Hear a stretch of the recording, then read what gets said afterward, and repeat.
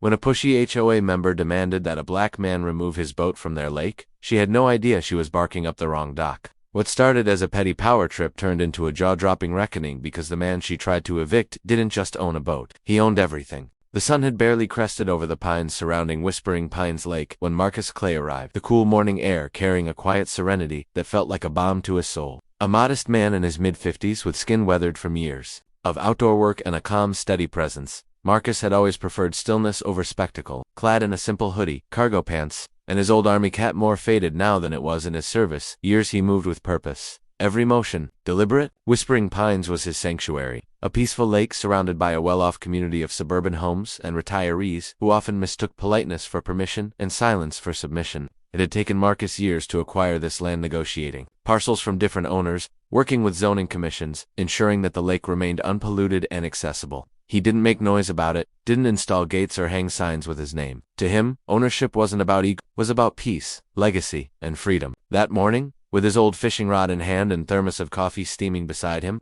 Marcus was just settling into his fold-out chair when the sharp click-clack of expensive tennis shoes broke the silence, and he glanced up to see a woman storming down the gravel path. She was in her late 40s, with harshly styled blonde hair, pastel workout clothes, and an expression that seemed permanently welded between disgust and disbelief. Two HOA members followed closely, one clutching a binder of regulations, the other armed with a cheap GoPro strapped to his chest, like he was filming a reality show. "You there?" the woman barked. As if Marcus were a stray dog she needed to shoo off. "You can't park that thing here."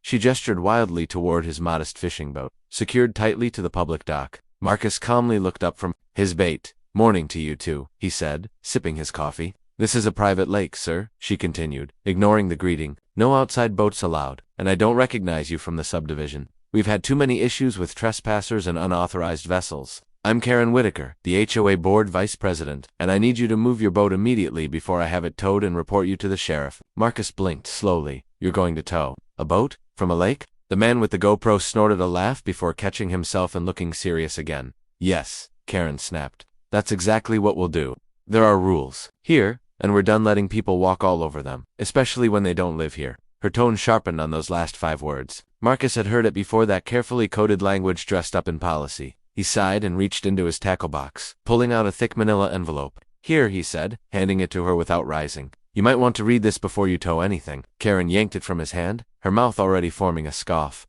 But the words froze in her throat as her eyes scanned the documents inside. Her expression flickered from smug to confused, then angry, then horrified. She rifled through the pages. Property deeds, water rights contracts, corporate filings, all bearing the name Clay Enterprises LLC, signed and notarized over the course of 5 years. The final page was a permit, a lease agreement with the HOA, granting them community access to the lake for events, fishing, and recreational use all under Marcus's sole discretion.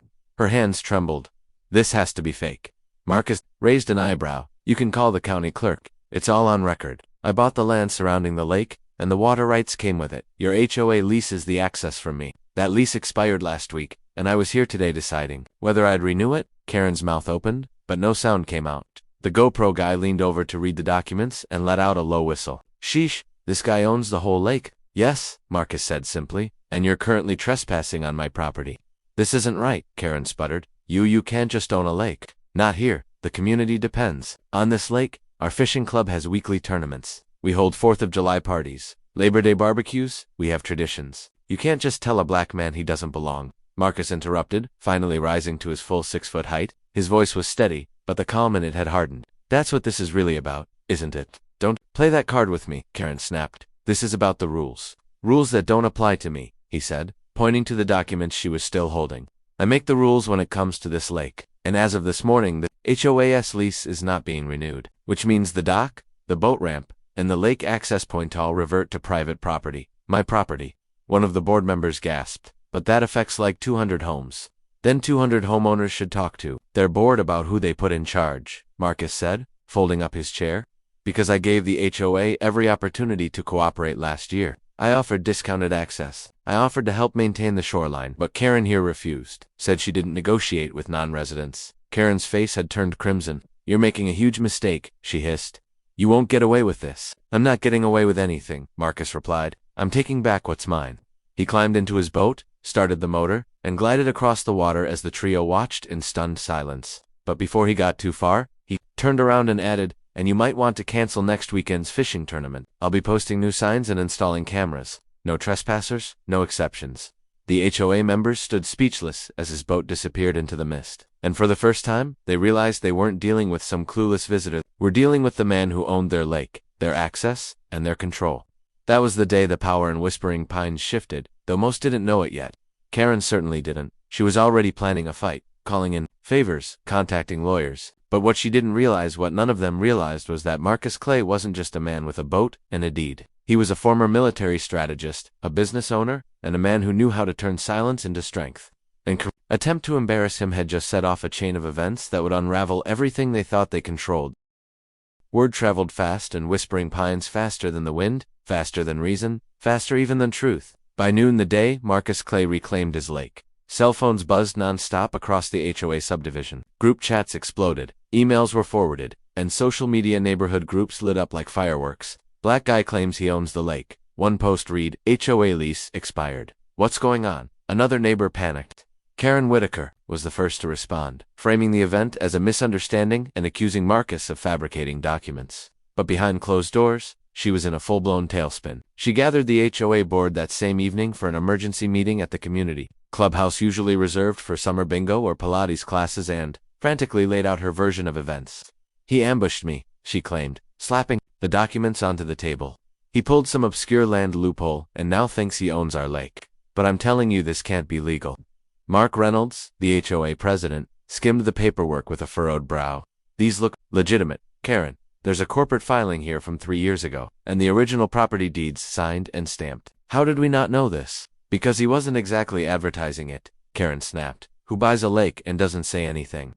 "Someone who doesn't need our approval," muttered Helen, another board member.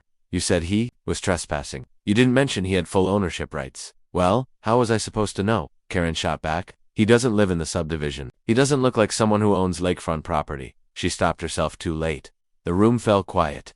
Mark cleared his throat awkwardly. "Karen, that's not helpful. I didn't mean look, it doesn't matter. The point is we're in danger of losing everything. The fishing club, the kayaking team, the 4th of July fireworks, all of it depends on lake access." "Then maybe you shouldn't have gone down there yelling at him like he was a trespasser," Helen said, crossing her arms. "You provoked him," Karen glared. "He threatened us. He said he's putting up signs and cameras. That's intimidation." "It's called property rights," Mark said flatly. "We'd do the same if someone tried using the clubhouse without approval." Karen's lip curled. "We're not just going to let this happen. We can fight this. Legal channels, easements, community pressure." Mark sighed. "Even if we could challenge the LSD, you know how much that would cost. This HOA can't afford a protracted legal battle, and if he owns the lake outright, we'd lose anyway. Then we make it so uncomfortable for him that he backs down," Karen said coldly. "We make sure he knows he's not welcome here." And that's exactly what she tried to do. Over the next week, passive-aggressive tactics escalated into an all-out campaign. Marcus began receiving anonymous letters citing fabricated violations, accusations of noise complaints, dumping, even threatening wildlife. Someone left a broken fishing pole and spilled garbage by his dock. A patrol car drove slowly past his private shoreline more than once a day. But Marcus Clay wasn't the type to rattle easily. He had faced IEDs in Afghanistan, run missions through war zones, and coordinated logistics in some of the most dangerous parts of the world. Whispering Pines' brand of microaggressions was laughable in comparison. What they saw as silent pressure, he saw as petty games. Instead of responding in kind, Marcus got to work. He hired a local landscaping crew to restore and clearly mark the natural borders of his lakefront property, installing professional private property, no trespassing signs with reflective coating, state registration numbers, and embedded QR codes that linked directly to the county's land registry page showing his ownership. He also contacted a private security firm to install motion-activated cameras along the shore, not pointed at anyone's homes, but at common access points, docks, and entryways. He even hired a local environmental consultant to draft a wildlife preservation initiative, giving him full legal control to restrict public use in the name of ecological balance. The HOA members panicked. Karen called another emergency meeting, this time in full-blown meltdown mode. "He's building a fortress," she raged. "I talked to one of the fishing captains. He's already canceled this season's tournaments. People are asking for refunds. Sponsors are pulling out. We have no claim to the water without the lease," Mark reminded her. "And now that he's listed it as a conservation area, he's shielded under state environmental law too. He's doing this on purpose," Karen howled. "He's trying to punish us. He's enforcing his rights," Helen said. "We poked the wrong bear." But Karen wasn't done. The next day she approached Marcus directly, this time at his dock. Gone was the rage. She wore a faux sweet smile and pastel summer dress, trying a different approach. "Hi there, Mr. Clay," she said brightly, as if their last encounter hadn't happened. "I just wanted to come by and personally apologize for the misunderstanding. Things got a little heated, and I think we can agree it's all been a big miscommunication. Why don't we sit down sometime and discuss a new lease arrangement?" Marcus didn't even look up from his boat engine. "I already made my decision." Sure, Karen continued, undeterred. "But this affects so many families. We've always had such a tight-knit community here. We don't want to lose that. And you could really be a part of something special." "I didn't come here for your community," Marcus said, tightening a bolt. "I came for peace." "Well, peace takes cooperation," Karen said, her voice tightening. "You can't just cut everyone off. You'll be hated." Marcus finally looked up. "I've been hated before, and I survived. So did my father, and his father before him. Hate doesn't scare me." Karen's smile faltered. "Are you really going to keep this grudge going?" "It's not a grudge," he said, standing now, looking her square in the eye. "It's a line. One you crossed the moment you tried to kick me off my own land. You didn't ask who I was. You didn't ask why I was here. You assumed. And now, you're learning who actually holds the keys to this lake." Karen's jaw clenched. "Fine, but just know people talk, and they're not on your side." "I don't need them on my side," Marcus replied. "I just need them off my property." And with that, he walked away, leaving Karen fuming on the dock. Over the following weeks, Marcus continued his quiet transformation of the lake. He established a veterans fishing club, allowing local vets to use the lake for free. He built a modest boathouse on the far side, inviting underprivileged kids from nearby towns for fishing clinics. Word spread beyond Whispering Pines. News crews eventually caught wind of the story, especially after Karen filed a frivolous lawsuit accusing Marcus of discriminatory access. The footage of their first confrontation, filmed by the HOA's own GoPro guy, had gone viral. HOA Karen tries to evict black man, finds out he owns the lake. Blared headlines. Support poured in for Marcus. Veterans groups, civil rights organizations, and everyday Americans rallied behind him. Donations were sent to support his youth initiatives. Meanwhile, the HOA's lawsuit was swiftly dismissed. The judge even scolded Karen for wasting the court's time. The legal and public backlash forced Karen to resign from the board under pressure. Her home was quietly listed for sale 2 months later. Marcus never gloated. He didn't need to. His victory wasn't loud. It was long. He didn't just win a legal battle, he reclaimed dignity, control, and peace in a world that had too often denied him all three. And Whispering Pines. It finally learned who its real leader was, not a woman with a clipboard and a camera, but a man with patience, vision, and power that couldn't be denied. Months passed since the confrontation at Whispering Pines Lake, but its echoes lingered far beyond the ripples on the water. Where once there was tension, unease, and whispered resentment, there now stood quiet respect, some of it reluctant, but all of it real. Marcus Clay never sought to be a symbol, yet he had become one. Not because of the headlines, not because of viral videos or public sympathy, but because he represented something to many people in the gated corners of America still didn't understand. The quiet, unshakable authority of a man who knew his worth and refused to let others diminish it. The lake, once monopolized by weekend retirees and upscale homeowners' cliques, had transformed into a reflection of values. On any given Saturday, local veterans gathered at his newly built boathouse, sharing stories over grills and coffee, organizing group fishing outings, teaching younger generations the value of nature and patience. His program for inner kids had grown rapidly. What started as a weekend initiative turned into a formal nonprofit, Clay's Current, a mentorship and outdoor education foundation funded by donations and grants from organizations inspired by his story. School buses now pulled in regularly, unloading, smiling, curious kids in matching t-shirts as they learned how to bait hooks, paddle kayaks, test water samples, and journal their experiences under the pine trees. Parents came to some of them, nervous at first, still wary of the Whispering Pines' reputation, but those worries melted quickly, because Marcus had changed the environment, and not just physically, but spiritually. Gone were the guarded stares and clipped conversations. They had been replaced by nods, shared benches, and slow but genuine hellos. The HOA, chastened after humiliating fall from grace, had elected a new board, more diverse, more transparent, and much more humble. Mark Reynolds remained president, but with a noticeably different tone.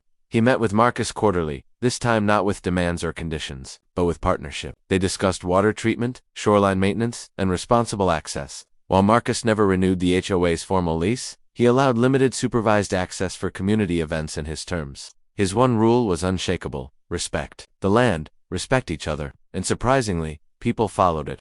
The fishing club, once a symbol of exclusion, was reborn under a new name, the Open Waters Collective. No more members-only lists or discriminatory practices. Anyone, regardless of address, could join if they gave back through mentorship, cleanup, or community service. It wasn't just about fishing anymore, it was about belonging. One afternoon in late summer, as cicadas hummed and the lake shimmered, under the gold of an aging sun, Marcus sat on the dock with his niece Layla, a bright-eyed teen who'd just started college. She had come up for a few days to help with the kids' program and had spent most of the time in awe of her uncle's world. "Uncle Marcus," she said as they watched two boys cheer after catching a sunfish. "Can I ask you something?" "Shoot," he said, sipping his sweet tea. "Did you know all of this would happen like when you bought the lake?" Marcus chuckled softly. "Not exactly like this. I bought it because I wanted space, quiet. After years of noise and chaos, I wanted something no one could take from me, something I could control." "But you didn't keep it to yourself," she said. "You shared it." He looked at her and smiled. "Because that's the point of owning something worthwhile, baby girl. You protect it, not hoard it. You use it to lift people up, not keep them out." Layla nodded slowly. "Were you mad at what they did? Karen and all that?" Marcus's gaze drifted to the far shore, where a new sign stood tall. "Welcome to Clay Lake, a place for everyone who respects the water." "I was," he admitted. "Not just mad, hurt, tired. That kind of thing doesn't surprise me anymore, but it still stings. Every time someone looks at you and assumes you don't belong, it cuts a little deeper." He paused, then added, "But the question isn't whether people will try to cut you, it's how you heal and what you build in the scar." The next day, Marcus received a letter in the mail from a former HOA board member who had voted with Karen during the lease hearing. It was short but honest. "Mr. Clay, I owe you an apology. I stood by in silence when I should have spoken up. You were right to do what you did. Thank you for reminding us what real leadership looks like." Marcus folded the letter and tucked it into a weathered leather journal he kept in his boathouse next to other keepsakes. His discharge papers, a photo of his father holding him as a baby beside another lake, and a poem Layla had written in middle school. They were symbols of who he was, where he came from, and why he fought. In the fall, Marcus hosted a lake-wide event open to all. It wasn't a festival or fundraiser, just a simple celebration. Food, music, stories. Dozens came, some from the subdivision, some from nearby cities, veterans, families, kids who had never seen a lake before. Even Mark Reynolds gave a speech, acknowledging the past and thanking Marcus for his grace. And Karen. She never showed her face again. Her house sold quickly, and she disappeared into another suburb where people likely told her what she wanted to hear. But her name remained a cautionary tale whispered in corners. Don't be a Karen at Clay Lake. The legacy Marcus built didn't just change the culture of one community, has shifted how people thought about ownership, pride, and inclusion. He proved that dignity doesn't need a microphone, and power doesn't always wear a uniform. Sometimes, it sits quietly by the water, waiting, watching, ready, because Marcus Clay never sought revenge, only justice. Not in a courtroom, not in headlines, but in the slow, deliberate way a man reclaims his space. And in doing so, he gave others a place to call their own too. Years later, when Layla took over Clay's Current, growing it into a national initiative, she often recited something her uncle told her that day on the dock. Never fight to belong in a place. Build one they can't deny you. Whispering Pines Lake was no longer whispering. Thanks to Marcus, it spoke loudly and clearly. Everyone who stepped foot on its shores, you are welcome, as long as you come with respect.